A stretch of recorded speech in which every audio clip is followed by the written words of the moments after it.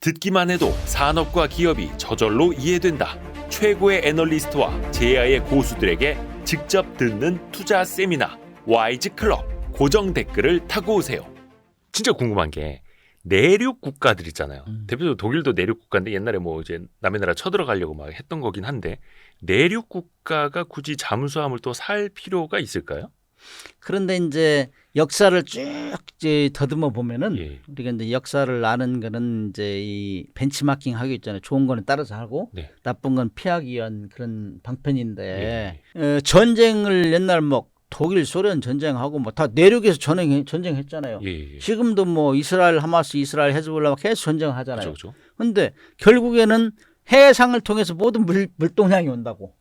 영국이 전쟁을 하려면은 영국은 섬나라잖아요. 예, 거긴 전쟁 당연히. 물동량 밖에서 하면 전쟁을 할 수 없어요. 그쵸. 뭐 석유도 와야 되고 뭐 철강도 와야 되고 역사적으로 전쟁을 내륙 국가에서 일으켰는데 결국에는 해양을 장악한 나라가 전쟁에 승전했어요. 그래서 이제 해상으로 물동량을 이제 가져와야 되기 때문에 이번에도 이스라엘 헤즈볼라 전쟁할 때도 미국의 항공모함 두 척이 제일 먼저 보내잖아요. 그쵸. 일단 해상 교통료를 확보해야 돼. 그 물동량이 들어가.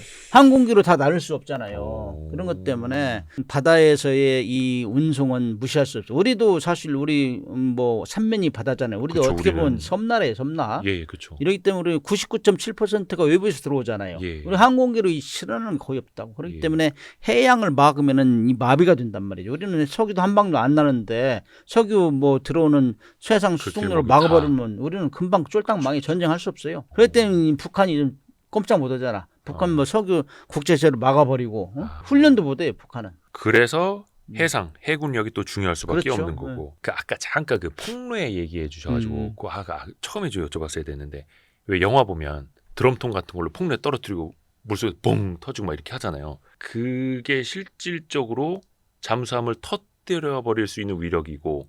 근데 그건 어떻게 훈련을 따로 할 수가 있나요? 왜 영화 그거는 보면 이제 그 상황을 맞이하지 않도록 도망다니는 게 훈련이죠. 잠수함은. 폭로에 터진다 하면 디젤 잠수함 같은 경우는 속력이 느리고 고속을 되면 빨리 올라오든다 있죠. 들키잖아요. 예. 그래서 그 상황을 만들면 함장은 죽었다고 생각하는 거예요. 2차 때 막 그 영화 보면은 옆에서 폭리 터지고 그러면 꽉 잡으라고 꽉 잡고 막 그 장비가 날아간다고 장비가 네. 그 충격에 의해서 물속에서 폭류가 터지면은 이 가스 구체라는 게 있어요. 가스가 엄청나게 그냥 생긴다고 고압 가스가. 그래 그것이 막 충격으로 팍 밀어낸단 말이죠. 예. 이런 것들이 거의 우리도 이제 뎁스차지 폭리 투하 훈련을 하면은 우리 잠수함에 쭉 가고 한 50m 옆에만 해도 막 망치로 때리는 것 같아 망치로. 꽝꽝 치는 것 같아요. 공포지 공포. 그런 거기 때문에 그런 상황을 안 만드는 것이 훈련을 잘하는 거지. 그래서 이제 잠수함에서는 나를 위협하는 무슨 표적이 있는가. 이 근방에 항공기가 있을 것이 없을 것이야. 그다음에 수상함정, 전투함정이 있는가 없는가 이런 것들을 다 음파로 이제 탐지를 해요. 항공기 같은 경우는 소노브를 떨어뜨리니까 그런 거 다 음파를 탐지하고 거기에 안 가는 것이 가장 중요한 거죠. 그래서 아까도 말씀하신 것처럼 걸리느냐 안 걸리느냐 누가 더 빨리 탐지하는 이게 최고의 기술력이라고 하시는 거고요. 그것도 우리가 이제 독일을 넘어섰다. 근데 잠수함 자체를 만들 수 있는 나라가 많지는 않잖아요. 전 세계적으로. 지금 뭐 잠수함 자체를 만들어서 수출하는 나라가 한 13개국 4개국 정도 될 거예요. 근데 뭐 수출은 이제 막 줄어들어 가지고 프랑스, 독일, 그다음에 스웨덴은 막 시작하려고 하고, 그다음에 우리, 네덜란드 뭐 이 정도가 과거에 수출했지만은 지금은 수답한 나라도 많고. 왜냐면은 이 전쟁이 심해요. 이 수출 경쟁이. 독일하고 프랑스가 1, 2등이에요. 디젤 여기서 얘기는 디젤 잠수함이에요. 핵잠수함은 아니고. 그다음에 우리가 이제 저 인도네시아 세 척을 수출했고 중국도 수출을 했어요. 근데 중국은 태국에 수출하고 나서 막 비난이 엄청나게 쇄도하고 있는데 불량품이라고 그런 얘기 많이 하는데 그런 거 뭐 그래서 지금 잠수함은 만들어내는 나라가 있지만 핵잠수함 아직 수출을 안 하고 1958년도에 미국은 영국에다가 이제 원자로를 이제 수출한 거 그거 그다음에 이번에 이제 오커스 만들어 가지고 호주, 미국, 영국 이 세 국가가 미국에 있는 그 버지니아 잠수함을 일단 세 척을 호주에 수출하고 그 다음부터는 뭐 두 척을 더 수출하든지 아니면은 영국에서 설계를 해가지고 오커스라는 크레스를 만들어가지고 호주에 생산하겠다 이런 계획을 하고 있죠. 그래서 이제 현재 많이 만들어내도 수출 경쟁이 너무 심화되어 있기 때문에 거기서 이기기가 쉽지 않아요. 그 핵잠수함은 만들 수는 있는데 수출을 못하는 거예요. 핵잠수함은 주로 원자로에 우라늄이 들어가기 예, 때문에 그거는 상당히 정치적인 바람이 많이 불어요. 그리고 뭐 또 그거 만든다고 하고 핵무기 만들려고 하는 거 아니냐 이렇게 이제 이 압박도 하고 그다음에 비확산의 이제 첫 번째 요소가 우라늄을 못 쓰게 하는 거거든. 그렇기 때문에 그거는 그야말로 옛날로 하면 왕초들, 지네들이 생각할 때 왕초들 P5 자기들이 막 크다고 요즘 생각하는 왕초 모르시는 분들 예, 많으실 예. 텐데. 네. 그러니까 자기들 다 핵무기를 가진 나라가 원래 5개 국이었잖아요. 예. 근데 인도하고 이제 너무 많아졌고. 인도하고 북한, 이스라엘 뭐 그 파키스탄 이런 데 가지고 있는 거기는 지금 인정을 안 해주잖아. 그러니까 핵무기를 가진 나라가 핵무기를 가지지 않는 나라한테 못하게 하는 거하고 비슷한 논리예요. 또 핵잠수함도 이거 출중하거든. 디젤 잠수함하고 벌써 비교가 안 되거든 성능이. 그러니까 야, 너 내가 갖는 거 가지려고 해? 이렇게 이제 간접적으로 이제 압박을 하는 거지. 우리는 어느 정도 상황까지? 우리는 이제 만들 수는 있어요. 만들 수 있고 이제 월 핵잠수함 만들려면은 이 잠수함 만들 수 있는 능력이 있느냐 없느냐, 그다음에 거기에 들어간 원자로를 컴팩터가 만들어서 집어넣을 수 있느냐 없느냐, 네, 뭐 네. 방사능 안전하게 이런 것들이 키워서고, 그다음에 이제 우라늄을 안정적으로 공급할 수 있느냐. 근데 우리는 전자 2개는 가능해요. 근데 우라늄은 우리는 수입을 해야 농축 되니까. 시설이 없고 제처리 시설이 없기 때문에 우리는 우라늄은 수입을 해야 되는데 그건 또 IAEA에 신고를 해야 돼요. 그래서 군함 미국에서 우리가 주로 사왔었는데 요즘에는 이제 러시아, 프랑스 이런 데서 사오지만은 미국에서 사오는 거는 한미 원자력 협정에 의해서 군함으로 군사적으로 사용 못하게 돼 있어요. 그러나 이제 우리는 전 세계가 북한의 비핵화를 우리가 견인하고 있다. 소문이 났잖아요. 싱가포르, 하노이 막 우리가 뭐 다 해서 비핵화해라 했기 때문에 우리는 네. 핵무기를 안 만든다는 건 다 알아요. 전 세계에서. 그럼에도 불구하고 우리가 뭐 핵잠수함 건조하면 그걸 빌미로 해서 또 핵무기 만드는 거 아니냐 의심의 눈치를 갖기 때문에 굉장히 부담스러워요. 그러나 이제 북한이 작년 9월 6일 날 그 김군옥함을 만들어 가지고 거기다 이제 SLBM을 집어넣었잖아요. SLBM은 핵탄두를 만들어 성공했다는 얘기예요, 북한이. 그렇기 때문에 우리는 그 잠수함을 추적 감시하려면은 핵추진 잠수함이 가능하다. 디젤 잠수함은 계속 하루에 2-3번 올라와야 돼 이렇게. 우리도 있어야 된다. 걸리기 때문에 우리도 탐이 되기 때문에 디젤 잠수함이 그런 잠수함을 물속에 추적 감시하기 힘들어요.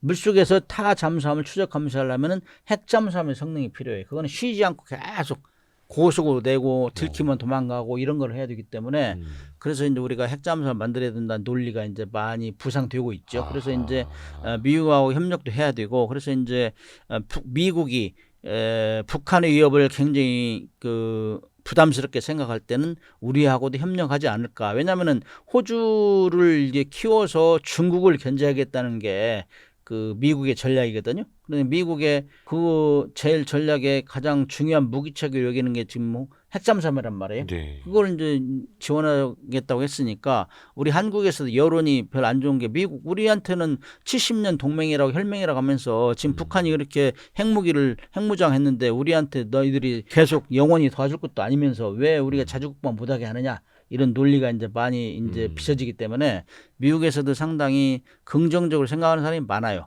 우리는 핵무기를 만든다고 안 했다. 그런다 우리 모르지. 우리는 우라늄 사서 쓰는 거는 군함의 추진체로만 사용했다. 여기까지 얘기했기 때문에 그 미국에서도 그렇게 반대는 안 한 상황이 됐어요. 그러나 이제 그것이 돈이 많이 들어가고 또 만드는데 또 어려움이 좀 있어요. 있기는. 이제 처음 하는 거기 때문에 그래서 신중하게 하고 있다. 이렇게 이해하시면 돼요. 일단 우리도 핵잠수함을 가져야 할 필요성은 분명히 있는 거네요. 그럼 뭐 2021년도에 통일연구원에서 이제 여론조사했는데 75.2%가 핵잠수함 필요하다. 국민들이. 특히 북한이 핵무기를 만들어서 SLBM에 탑재해가지고 물속에 집어넣고 있는데 우리는 뭐 하냐? 그걸 미국한테 해달라고 할 거야? 미국은 핵잠수함이 있기 때문에 추적 감시가 돼요. 우리는 안 돼요. 미국한테 해달라고 우리한테 당신들이 우리 대신 해줄 거요? 아니 어느 미국의 함정 승조원이 우리를 위해서 해주겠어요. 돈 내라고 하겠죠. 돈 내라고 하고 그렇기 때문에 우리가 이제 독자적으로 하겠다는 이런 여론이 많이 비등하기 때문에 상당히 긍정적으로 보고 있죠. 그 SLBM이라는 게 잠수함에서 쏘아 올리는 이거 뭐라고 해야 됩니까? 무슨 미사일이라고? 서브마린 런치드 벌리스틱 미사일 그래요. 네. 잠수함 발사 탄도탄. 탄도미사일. 탄도탄이라는 건 뭐 대기까지 나갔다가 다시 내려오면서 아주 고속으로 내려오기 때문에 대기권까지 쏘올 때는 엄청난 그 추진체를 사용해 가지고 네네네. 추력이 세단 말이에요. 추진력이. 예. 그래도 그 미사일을 크게 할 수 있어요. 크게. 그래가지고 거기 탄도도 싣고 그래가지고 갔다가 내려오면서는 엄청난 고속으로 상대를 가기 때문에 요격이 힘들어요. 그렇기 때문에 장점이라고. 거기에는 이제 ICBM도 들어갔고 IRBM도 있고 뭐 SRBM도 있고 그런데 그 중에서 이제 잠수함에 실는 건 SLBM이라고 했어요. 서브마린 런치드 벌리스틱 미사일인데 이 지상에 있는 핵 시설은 항상 노출이 돼 있잖아요. 네네네. 그래서 이제 그 뭐 사일로에 집어넣고 그다음에 북한 같은 경우는 뭐 숲속에 갑자기 터널에서 나와서 쏘고 예.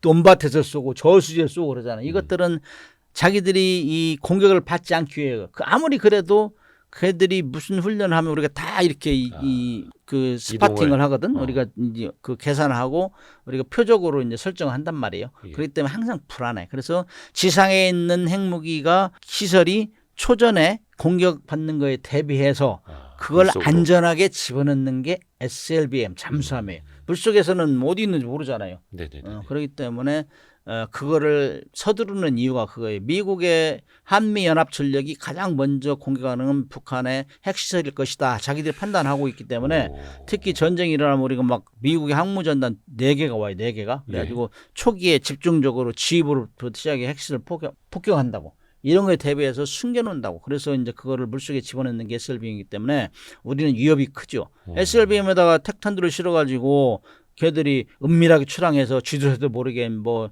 밤에 출항해가지고 남해 이런 데 와가지고 갑자기 SLBM으로 서울로 공격한다? 그러면 어디서 날아온지도 모르고 눈을 당하는 거예요.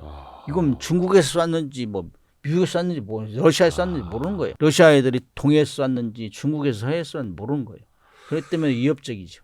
그러면은 이제 우리나라도 SLBM 그 실험 성공을 했다라고 알고 있는데 우리는 핵탄두는 안 실었는데 예. 성공을 했죠. 그래서 뭐 400km 날아가지고 정확히 목표를 타격했기 때문에 그래서 우리는 핵탄두는 우리 국가 정책적으로 싫지 않겠다는 거 이미 천명했기 때문에 여차하면 우리도 핵탄두 실자. 그런 기술은 완비해둘 거 아니냐. 예. 할 줄 아는 거하고 할 줄 알면서 안 하는 거하고 못하면서 못하는 거하고 뭐 천지 차이잖아요. 네네네. 그래서 우리는 그런 방향으로 우리는 다 기술을 완비하고 있다 이렇게 평가할 수 있죠.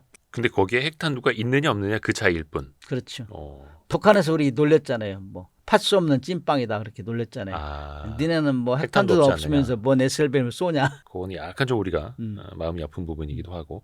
근데 그 SLBM을 쏘려면 완전 물속이 아니라 어느 정도 올라와야 되잖아요. 잠수함이. 대부분의 국가 그래요. 예. 물속에서 이제 표적 정보를 다 이제 이 고민을 하고 어디다 쏠 건가를 하려면은 좌표를 다 집어넣어야 되기 때문에 네. 잔망경 심도라 잔망기 올려가지고 GPS 위치 받고 그다음에 어디다 쏴라는 오더를 받아야 될 거 아니에요.